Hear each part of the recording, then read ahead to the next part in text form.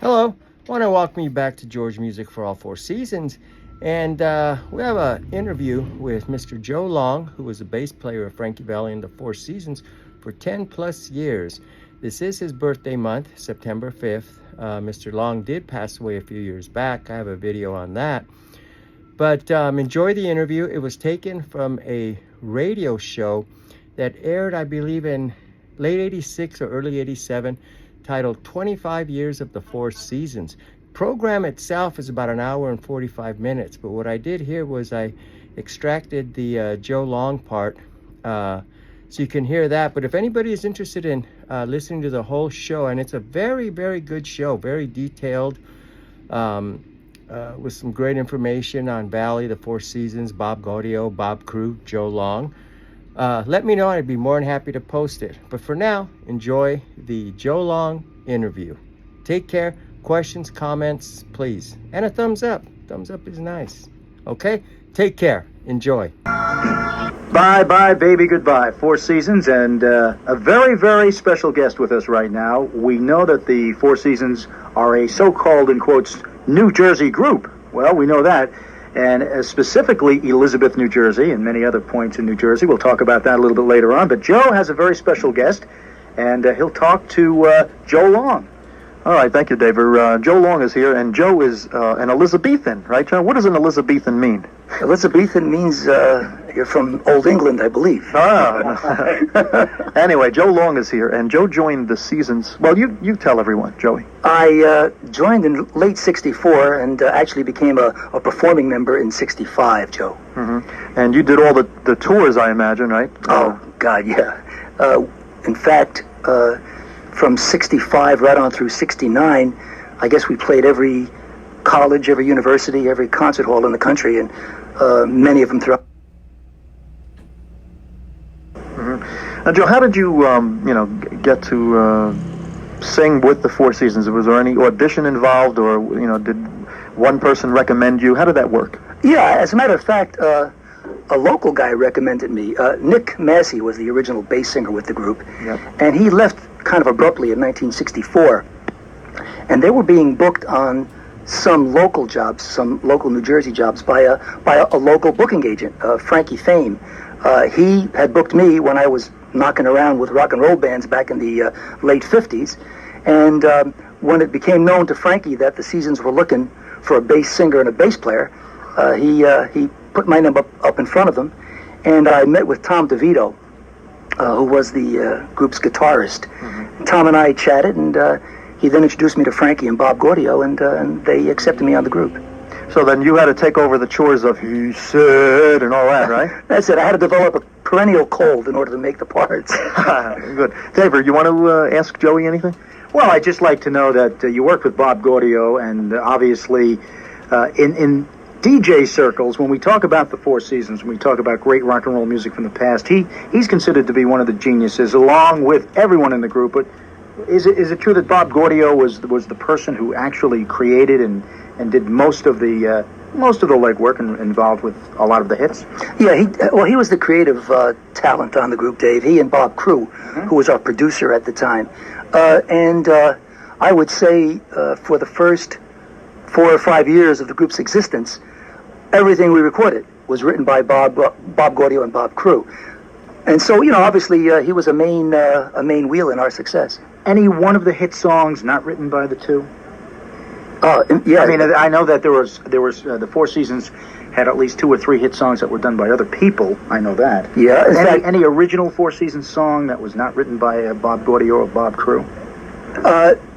Stay was a big hit for the group. Right. That was Maurice Williams. Did that first. Ain't That a Shame? Fats Domino.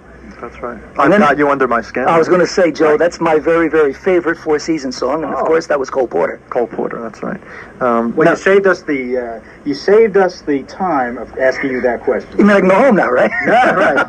That was one of the questions we would like to ask, but you answered it already, so that's great. Let's go to a song now, Joey. You were on this particular song, Let's Hang On, okay? What does that mean to you? Any special memories of recording that particular song, Let's Hang On? It means, first of all, it was during my early days with the group, so... Scared in the studio? Scared to death.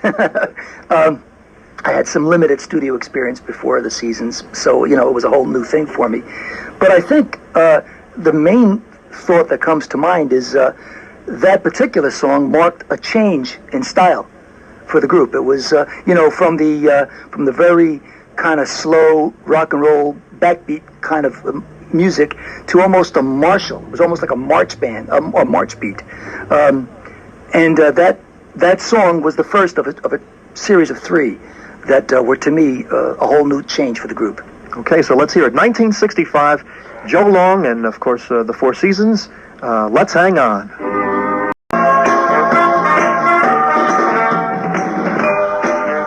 Hi, this is Joe Long from the Four Seasons.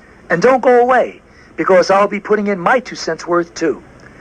I'll be chatting with Dave Frankel and Joe Caroselli when 25 years with the Four Seasons continue. Continuing with more talk about the Four Seasons and the music of the Four Seasons, too. Once again, here's Joe. Thank you. Joe Caroselli here, and our special guest is Joe Long. Joe, now listen, as one Italian to another, I have to call you Joey, okay? Now, what else? My mother calls me that. Right? And no matter how old you are, you're still Joey to your mom, right? Always. Hey, Joey! Hey, Joey! Joey, get out here. The macaroni's are ready. Joe Long is our special guest. Joe, one of the members of the Four Seasons.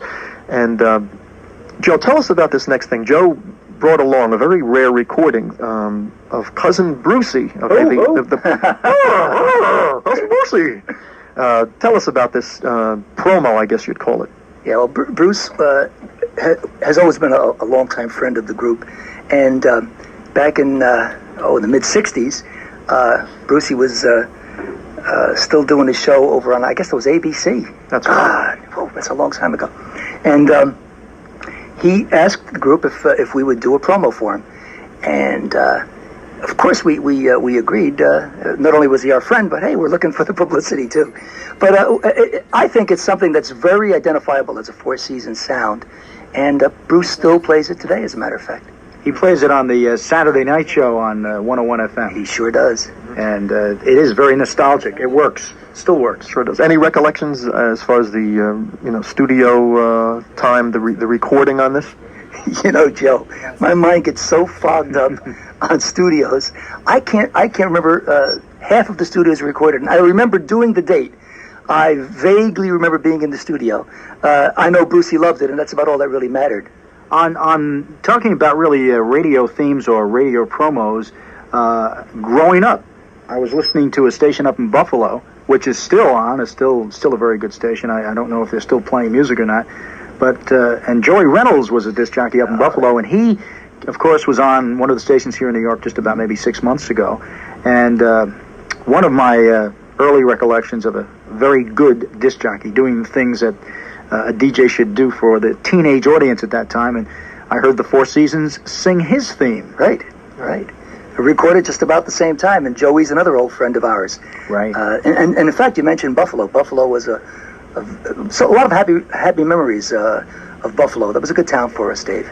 Really. Well, I tell you, we're going to listen to that theme now, right, Joe? Yep, here it is now, the Cousin Brucey promo done by the Four Seasons circa 1965. Here it is, Joe Long and the Four Seasons. All right, the Cousin Brucey promo, I guess that was really the introduction, right, Joey? Well, actually, that's the whole version, the studio version. We did, I guess that was about a minute and a half of the production. But Brucey, of course, just plays the opening few bars. Mm-hmm. So for all you people out there that wondered what the whole thing sounded like, Joey gave you a shot at listening to it. Yeah, because you never got a chance to hear the whole thing. Brucey would always talk over that, right? That's right. Okay, so around 1965. There's a rare tidbit, David, that we can share with our audience, The fact that you brought it to us, thank you. And we heard it's the first time I heard the whole. But as I said, Joey Reynolds. Did you do any more? Did you do any commercial work or any promo work with the Seasons? Any particular commercials? Yeah, we did some major ones. We did Coca-Cola. Mm-hmm. We did Spearmint Gum, Wrigley Spearmint. We did AMF Bowling, bowling balls, bowling. I don't know, something about bowling. And we did Nupercano, which is a suntan lotion, I believe. I've got an interesting story about that, guys. Nupercano, the radio commercial was airing in 1966, and down in Philly, which was another pretty nice market for us, the song was actually one of the most requested songs on the station for a short period of time. The commercial. A commercial? A commercial, right. Oh, that's interesting. You know, I always wanted to hear the Four Seasons do a singing kale pectate commercial. How would that sound with Frankie Valli's falsetto? Frankie, I guess with that voice, Frankie would be the guy to do it, right? Hey, wait, and with your bass voice, Joey. Well, yeah, he and I singing together can cause a lot of vibrations. Yeah, I guess. You know, Joe, I was telling Dave when we were playing a record before that I feel that, and correct me if you think I'm wrong, that the Four Seasons meant summertime on the East Coast every bit as much as the Beach Boys and Jan and Dean did on the West Coast. I believe. Yeah, I believe you're right. It was a group for the East. It was an East Coast flavored group, and summer was always a very special time for us. To the extent that not too long ago, Frankie was in touch with Mike Love. He had a great idea. He wanted to call a tour East Meets West and take the thing national because, as you said, the Seasons were to the East Coast as the Beach Boys were to the West Coast, and terrific summer sounds, terrific summer music. I like that idea. I think that's a terrific idea. It may still happen. I think there's a sellout every place you play that. I agree, Dave. Our guest is Joe Long, and Joe, we're going to let you be the DJ this time, okay? The people have heard Dave and I talk up the records and do our bit now. This is working my way back to you, okay, from February of '66. Go ahead, you do the intro. Joe Long. Okay, do I have to cut my ear in radio? Like Gary Owens? Like Gary Owens, right? Go ahead. Song written by Sandy Linzer and Denny Randall, one of my favorites, Working My Way Back to You.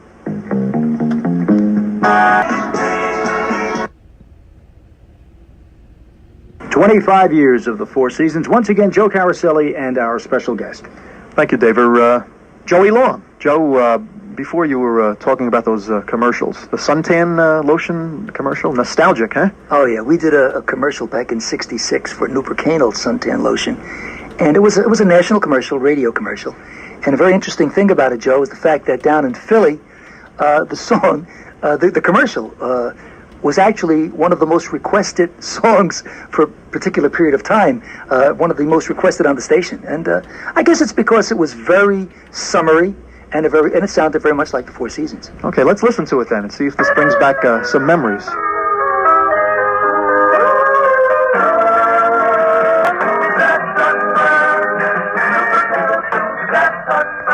That's right. Nupercanal cools that sunburn, and Joe tells us. Wait! Don't make it sound like a commercial, Dave. Well, it is a commercial, but Joe's beautiful wife Pam just told us it's still out on the market, so we'll get away from that quick and move on to another commercial. Right. And this time around, Joe, how about Coca-Cola? Okay, let's listen. Right. What year was this, Joe? Coca-Cola was 1965. Okay, before we listen to it, and by the way, you Four Seasons fanatics, and I happen to be one of them, must really be floating on air hearing some of these rare things that you just don't get a chance to hear, some of these commercials. 65, you say? Yep. Anything special about this except that it put... It put a lot of money in our pockets. Yeah. I don't remember that one. All right, let's listen to Coca-Cola, 1965. Okay, guys, we'll have a Coke.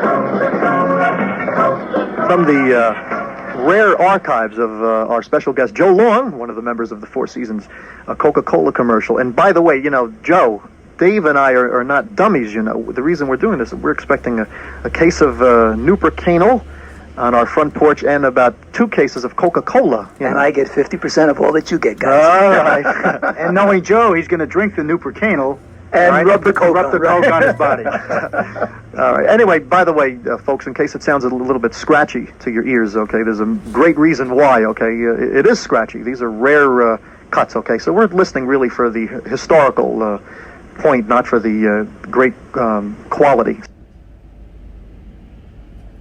Joe, you did another commercial for a chewing gum. Yeah, there's one more in there. This was run on TV, national TV. Buy gum. The main thing is the sound of the Four Seasons, and they were so popular that they were in demand to do jingles and commercials in the mid '60s. Any recollections about that, Joe? Besides, it put food on your table. There was the Spearmint commercial was done for television, as I said before, and we did the basic in New York, and then had to travel around the world to do other segments because there was a girl who was in all the commercials, and the song was "Let's Hang On," and she's hanging on to just about everything, from the hands of the clock in Big Ben to the Eiffel Tower to the Empire State Building, and the wind-up was always where she would fall off whatever she was hanging on to and land in our arms. Good premise, good bit. Well, it was at a time, of course, as you mentioned it, Joe, that the Four Seasons could do no wrong, and everybody in the world wanted that sound on their commercials, and very, very happy to be able to play them tonight, and we thank you for bringing them up. Because, it was a pleasure. You know, it's, as I said, that's a rare, those are rare tapes. Even the Frankie Valli, he did the voiceover in the middle of it. And I can speak as an announcer that Frankie Valli, had sort of a high voice, but his familiar, recognizable voice was better than any radio announcer with a deep basso voice, right? Joe, as a singer, I could tell you that Frankie, despite the falsetto sound, Frankie is a tenor baritone. His range is not as high as his natural voice range is kind of low. He could sing down in a baritone range very easily. Now that I didn't know. Mm-hmm. That you wouldn't even think about that. Just that phenomenal falsetto that people. Well, we're at a point now, and I think this is important to talk about, the Four Seasons, when they came out with Sherry, and some of their first few hits. Really spoke to the teenager at that time, and songs with the girls' names. A lot of the feeling that I picked up from the Four Seasons. I guess summer, teenage romance, which was a lot of rock and roll music at that time, had that content in it. But summertime, teenagers, and dance. I went to a lot of record hops. I went to a lot of socials and dances, and Four Seasons records were easy to dance to, too. Mm-hmm. Now we get to a point where the Four Seasons record a record that was recorded when, Joe Caroselli? You've got to fill me in on the origin of this particular song. I guess they recorded it around the spring or summer of '66, and I speak, of course, of the Cole Porter song, right, Joe. Exactly. What was the significance of that?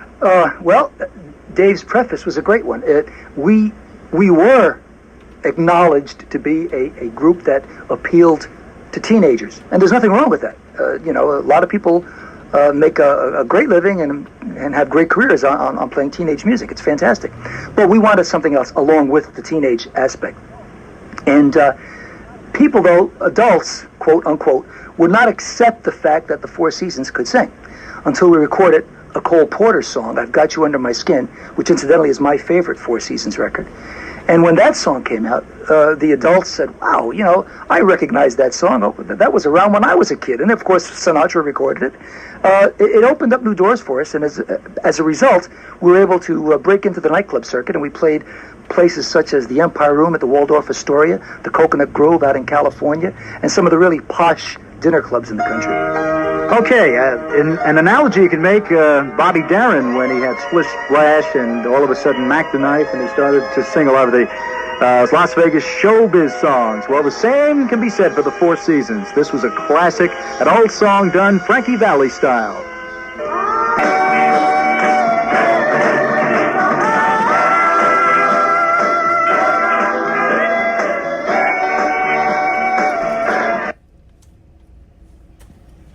25 years of the Four Seasons. Once again, Joe Caroselli. Thank you, and our special guest, Joe Long from Elizabeth, New Jersey. Joe, you don't get tired of hearing that, right? That you're a local boy, because people are interested in that around here. Joey, I'm proud of it.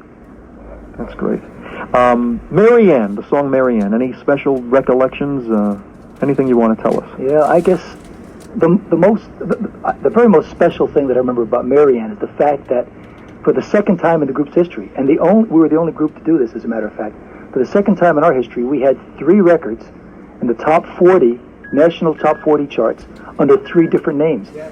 We had Come On Mary Ann and the Four Seasons, and of course Frankie had Can't Take My Eyes Off You, which was number 1, and the good old Wonder Who had a top 40 record, Good Ship Lollipop. Tell us about the Wonder Who. Why did you name it?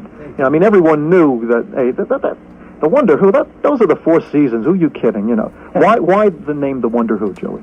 Because when we were recording an album, Four Seasons sing Burt Bacharach and Hal David, and Bob Dylan on the reverse side. We had done all the tracks for the album, all the instrumental and background vocal tracks.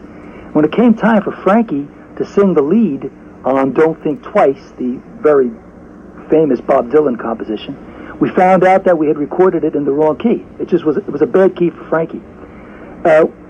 We were in the control booth arguing over whose fault it was and wondering what we were going to do next. And Frankie, in the meantime, was out there in the studio. The tape was rolling, and Frankie began doing an impersonation of an old rhythm and blues singer, Rose Murphy, from the early 40s.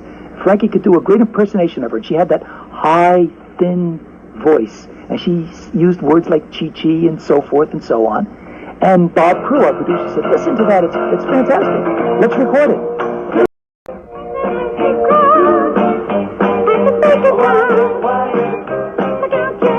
25 years of the Four Seasons, the Wonder Who this time around, and a Bob Dylan tune. Joe? Yeah, well, of course, we had Let's Hang On out at the time, so when it was time to release this one, we knew we had a hit with it. We knew we didn't want to compete with ourselves, and so we changed the name to the Wonder Who. That's why the name came about. Don't you think that confused the hell out of a lot of listeners, as I said before, who said, come on, those are the Four Seasons? Well, most people knew right away, but a few of the fans out there didn't know, and it was a lot of fun. And it also worked. It did work. It did work. And there was one other song, as I said before, we had 2 periods of time when we had 3 songs in the top 10 at the same time. Well, another song goes out at the same time that other Four Seasons material was out, was Come On Marianne. Okay, so let's listen to it right now. Is this the Wonder Who or the Four Seasons? Joe Caroselli asks Joe Long kiddingly. And Joe Long seriously says, I don't know. Here's the Seasons.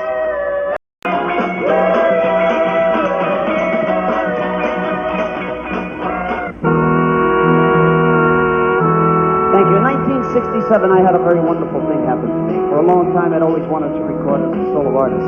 And in that particular year, Bob Gaudio and Bob Crew wrote a song for me. We had a great big hit with it. Let's see if y'all remember it. You're just too good to be true. 25 years of the Four Seasons, and we're at a point right now where after the recording studio, the Four Seasons more or less took it out on the road and went to some of the best clubs in the world, really. And Joe, can you tell us a little bit about that great time? Yeah, that was a whole different trip for us, because we had been used to the concert hall and the college circuit. Nightclubs were very exciting. It gave us a chance to do some things that we couldn't do in concert, and of course it forced us to develop a good performing style. In fact, what we're going to do now is the opening of our nightclub act as it was back in 1970 or 71. This is Fort Lauderdale, Florida, Bachelors 3. Ladies and gentlemen, Bobby Van and Bachelors 3 proudly presents Frankie Valli and the Four Seasons.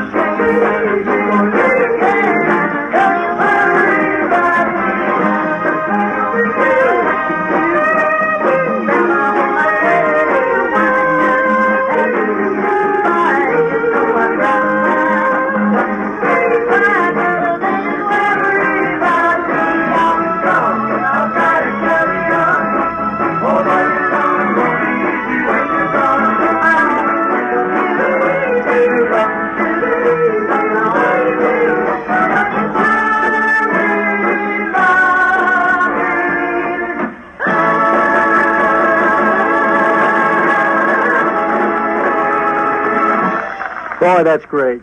That is good stuff. And it's a cooking band, too, I can tell you. Woo. Four Seasons Live, and that was from the Bachelors 3 Club down in Florida. And Joe, there was another one in New York, right? Yeah, Joe Namath owned both of them, so we got to work for Joe down in Florida. Great guy, by the way. Well, how many shows did you do a night? That's We never did more than 2, Dave, and most of the time. moving along. Joe Caroselli, what do you have next? Thank you. First of all, listen, Joe's mom, who has been so gracious, okay, and she said, "Oh, yeah, you want to talk to my Joey? No problem." You know, great lady. I love her. She reminds me of my own mom, okay, real warmth there. Now, I would be remiss if I didn't, or if you didn't, give your nice given name. Okay, your name isn't Joe Long. Listen, Joey, if I went and dug into your bureau drawer, okay, or into an old Dutch Master cigar box, or wherever your mom keeps all the important papers of her Joey, would the names, if I shuffle through it like this, would the name say Joseph Long? No way. What would it say, your birth certificate? Frank Sinatra. Ah! No, actually, it would say Joe Labratio, and I'm very proud of that name. Okay, so we had to get that in for all the folks who know you as Joey Labratio, and especially for Mrs. Labratio. Thanks so much. Joe, here's another song, and that reminds me. Now, we spoke before. You mentioned that I've Got You Under My Skin really made the group viable to nightclub goers, okay, that you weren't just a kiddie group. Right. Same thing with this song? Of course. Della Reese originally recorded this way back in the, I guess, the early 50s. A beautiful song, and we did this one. It's a Bob Crew production, and it's called And That Reminds Me. Okay. Let's listen to it now, right here at 25 years of the Four Seasons. Four Seasons, a Della Reese song, and of course the Four Seasons picking up on that, another great hit from them.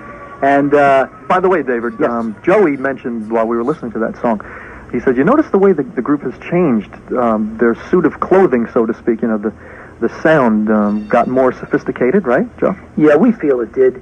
And again, it was due to the fact that we were playing to a wider audience, a wider age group. We couldn't very well maintain the sound that we had early on because the older people are used to something just a little more discriminating. So we broadened our sound, and I think it helped us quite a bit. But besides that, how about also the recording techniques? I commented to you and Dave as we were listening, as I said, that your sound had become more dark, a darker quality. It wasn't just the, you know. Mm-hmm. Yeah, well, what you just said, you were kidding, but that's exactly what happened. We didn't use as much of Frankie's falsetto as we had used in the early records. That in itself darkened the sound, brought the sound down. We also did some redoing of the harmonies of the vocal ranges. Whereas in the early days we put everything upstairs, range-wise. You know, everybody sang as high as they could. We kind of brought the parts down a little lower.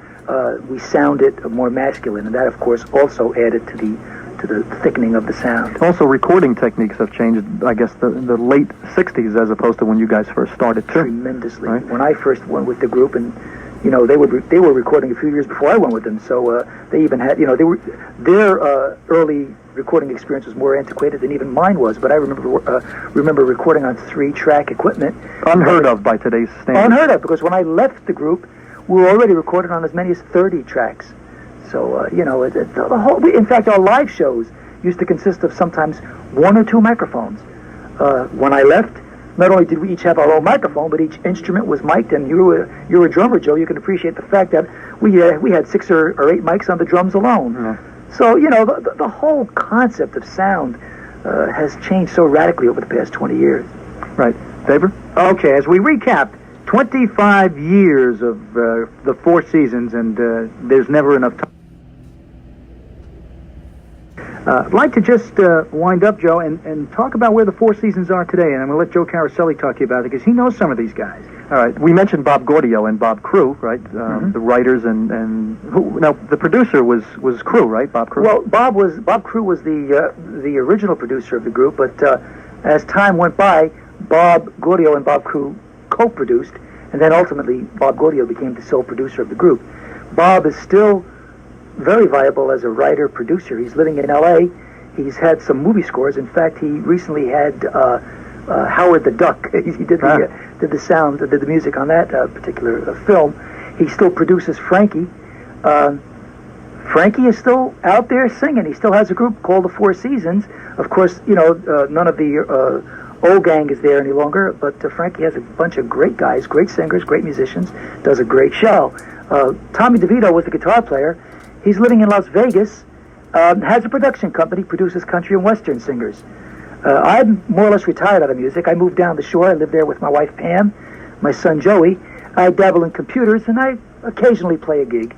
Artie Schreck and Charlie Cololo were two of the prominent arrangers that we used, and Artie's on the West Coast doing films, and Artie is still here on the East Coast, mostly doing commercials, jingles, and such. Artie did some stuff with Sinatra, too, didn't he? He sure did. Well, in fact, the things that Artie did with Sinatra originally was an album that we produced, an album called Watertown. Bob Gaudio and Jake Holmes, a very prolific writer, wrote the material, and Artie did most of the arrangements. How about Charlie Cololo? Charlie did some of the arrangements as well. Both of those guys are right at the tops as far as I'm concerned in their profession. They're geniuses. Yeah, David? Well, I just want to say thank you to Joe and Pam, and we appreciate you coming up today and spending some time with us, some very important time with a group that has made musical history. There's no question about it. And the insight and the background is perfect. We appreciate it, and thank you. By the way, you mentioned computers. I think your wife, Pam, not only is she very lovely, but I think she's almost a human computer. She knows more, I think, about the years that you spent with the Seasons than you did. And she makes a great pot of macaroni. Oh, yeah. And she's Irish, right? She sure is. Joey, I'm going to have you talk up this last song, okay, that we're going to be, as we spend time with you, all right? And you look over there. What's the name of that song, Joe? Make you be a DJ. Can you read that? What is that? I can read a song at the very, very bottom of the list here. And, you know, guys, it's one of my favorites. It was written by Carole King, Goffin King, as a matter of fact. Recorded by another Jersey group, the Shirelles, originally. I'm kind of proud of the vocal performance on it. It's Will You Still Love Me Tomorrow. Okay, we're going to say so long to Joe Long. Thank you, Joe. And Pam? A pleasure being here. 25 years of the Four Seasons.